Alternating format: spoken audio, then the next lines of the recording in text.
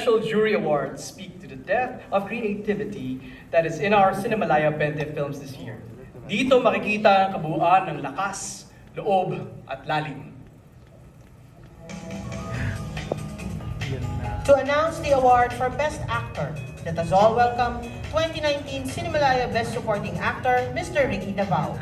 To present the awards are Cinemalaya Festival Director Chris Bimiliano and Film Curator and Producer Mr. Nicola Marzano. The winner of the Best Actor Award will receive a Balanghay Trophy.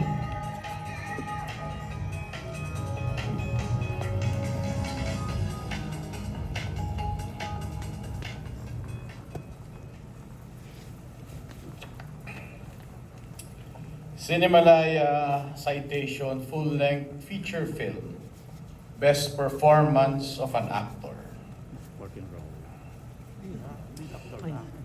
For his sensitive and very convincing portrayal of a boy who refuses to be silent and to be silenced about his abuse. The award for Best Performance by an Actor in a Lead Role goes to Enzo Osorio for The Hearing.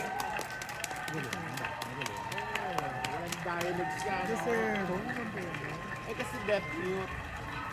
Walang dialogue yung bata. The hearing. Ayaw ko siyang ano, ayaw Kasi ko yung siyang wala kasing best chance.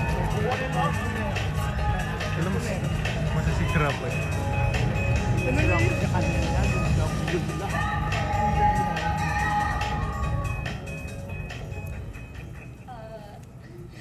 Naiiyak po ako, sorry.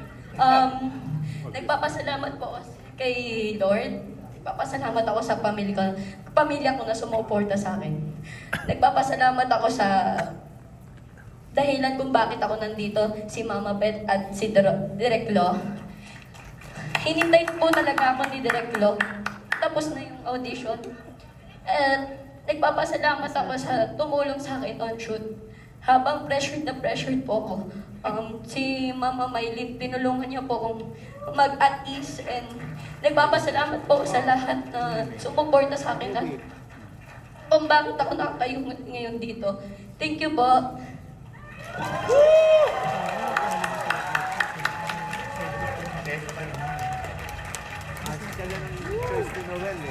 To announce the award for Best Actress, we would like to call on stage 2016 Cinemalaya Best Supporting Actor, Mr. Lou Veloso, and 2017 Cinemalaya Best Actress, Miss Angel Bayani. Presenting the award are Chris Bimiliano and Nicolo Marzano. The Best Actress awardee will receive a Balanghay Trophy. Baka sa wedding dance. Kaya mo, wedding dance.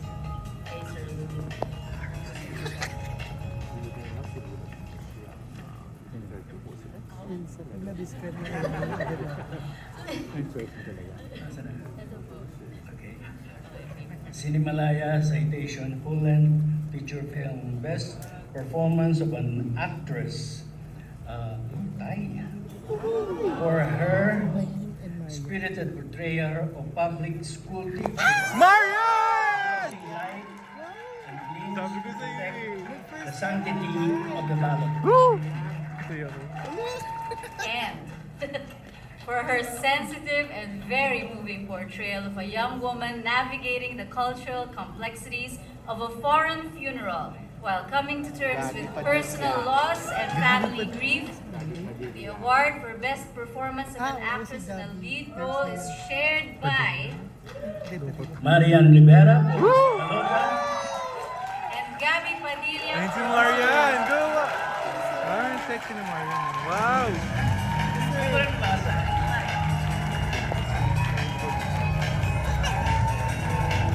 Grabe ang sexy ni Marian! Wow! Wow!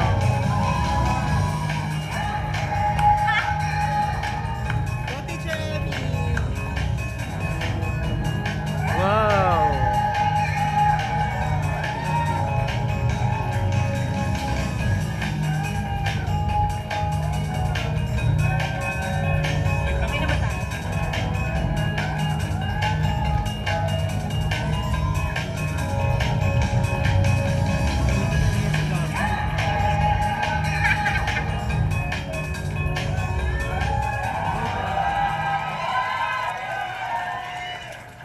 Sorry, nanginginig ako.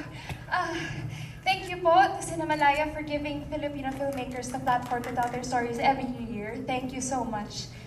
I'd like to thank my director, Direk J. Thank you for your trust in me. Thank you so much, Direk. Direk Dan Villegas, pag tumawag ka sa akin, hindi talaga ako magno-no. And thank you so much. I'd like to share this award with the rest of the Conabacio team. Mentor, Project 8, the community of Rikuzen Takata, our Japanese crew and team. Thank you so much, my co-actor Arisa Nakano, who is here with us tonight. And of course, I'd like to thank my family, my mother. This film is about the loss of a father, and I would like to share this with my own. He's the reason that I am here tonight. He has taught me to make believe and to tell stories. So I'd like to share this award with him. Wherever he is, I hope he sees this and I hope he is happy. Thank you po. Thank you so much.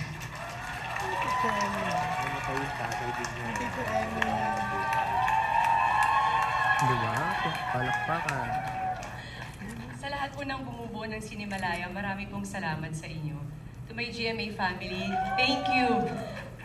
Direk Kip, umpisa pa lang ng shooting natin, ramdam ko ang 100% na pagtitiwala mo sa kakayaan ko kung paano ko i-RD si Teacher Emmy. So thank you, Direk Kip. Sa lahat ng staff and crew, sa loob ng 6 na shooting days, ramdam ko yung pag-aalala. Yes, sorry to say that. 6 shooting days. Ramdam ko yung pagmamahal, pag-aalala, paggabay nila sa akin na safe ako, na kahit anong bigat ng nararamdaman ko sa lahat ng eksena, never nila akong binabayaan at minimake sure nila na maayos akong uuwi kahit sugat-sugat ako. Thank you. Sa lahat ng mga cast na kasama ko dito, napakahuhusay ninyo. At syempre, di matatapos ang pasasalamat na to kung hindi dahil din sa asawa ko. Thank you, Dad. Kwento ko lang ng short. Sabi ko sa kanya, mahal, may offer sa akin sa Cinemalaya. Tatanggapin ko ba? Kakayanin ko ba? Sabi ng asawa ko, wala mang ilang minuto, sabi niya, kailangan mong gawin yan. Kailangan mo ipakita kung sino ka. Salamat, God, sa pagtitiwala. At sa mga anak kong very excited tuwing uuwi ako kung ano nangyari sa Balota shooting days ko. At yung bunso ko, binibilang po yung sugat ko araw-araw tuwing uuwi ako. So salamat. Birthday ko po bukas. Salamat po sa napakagandang regalo. Taus-puso po ako nagpapasalamat. Thank you. Alam ko po mahaba na pero may last pa po. Sa lahat po ng Teacher Emmy na matapang na ginagawa ang lahat para protektahan ang boto ng sambayanan kahit pa ang sariling buhay ang malaan sa panganib. Teacher Emmy, para sa'yo to. Mabuhay po kayo, mabuhay ang pelikulang Pilipino.